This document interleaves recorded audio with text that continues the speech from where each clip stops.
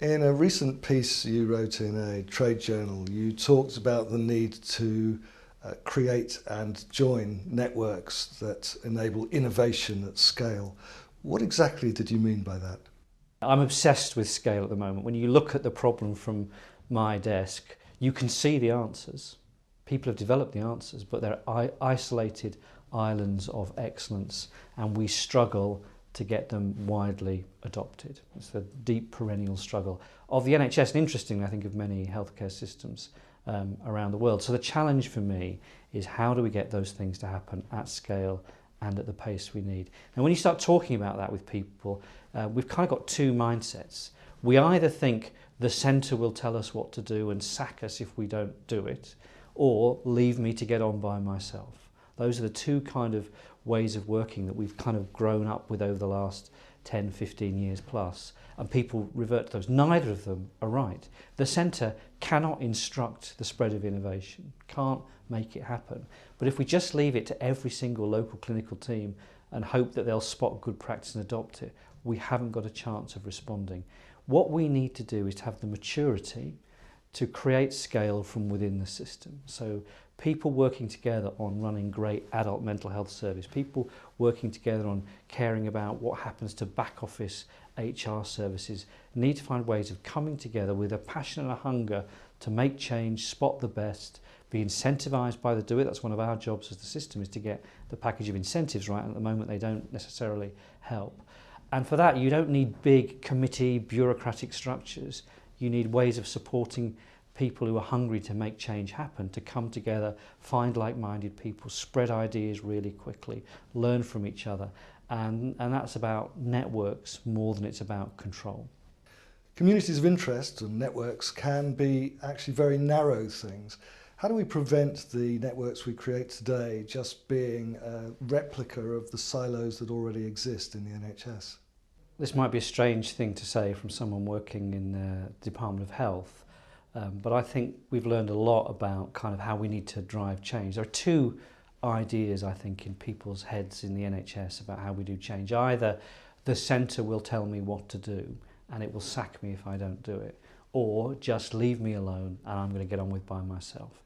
And neither of those are right for the challenge we face. The centre can't possibly figure out what the solution should be in Tower Hamlets and Northumberland. But neither, if we just leave everybody to get on at their own pace, doing their own thing, will we achieve what we need to do.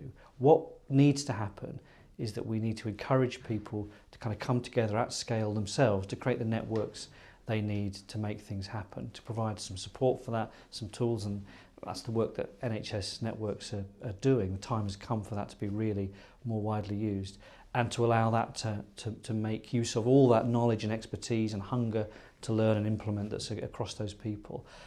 The more you try and control it, the more you kill it.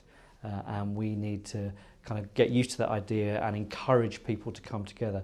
But people need the maturity to do that coming together. For all the talk about partnership working, there is still a deep cultural problem in the NHS about working together, about learning from each other. If we cared as much about getting patient care excellent as we say we do, we'd be incredibly hungry to learn from each other. But if you go and talk to someone who's been identified through some awards process or something as being fantastic practice, and you ask how many people have telephoned you to find out how you do it, the answer is often zero.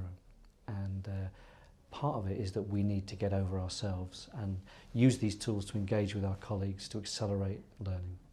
If you look around the NHS, you see a lot of people hunkering down in corners claiming to be innovating, but are they actually busy doing something else, reinventing the wheel perhaps?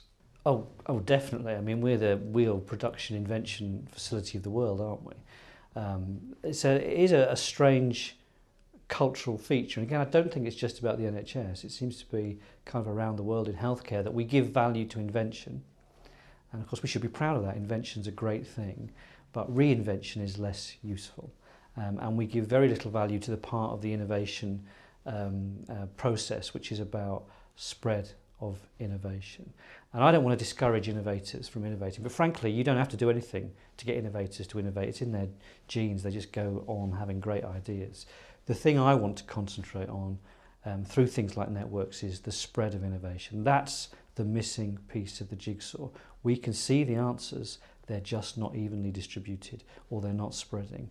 And we can't enforce that from the top, but we can provide tools, support tools that come up from the bottom, create these aggregations of people. So the effort for me on innovation is to give value to spread.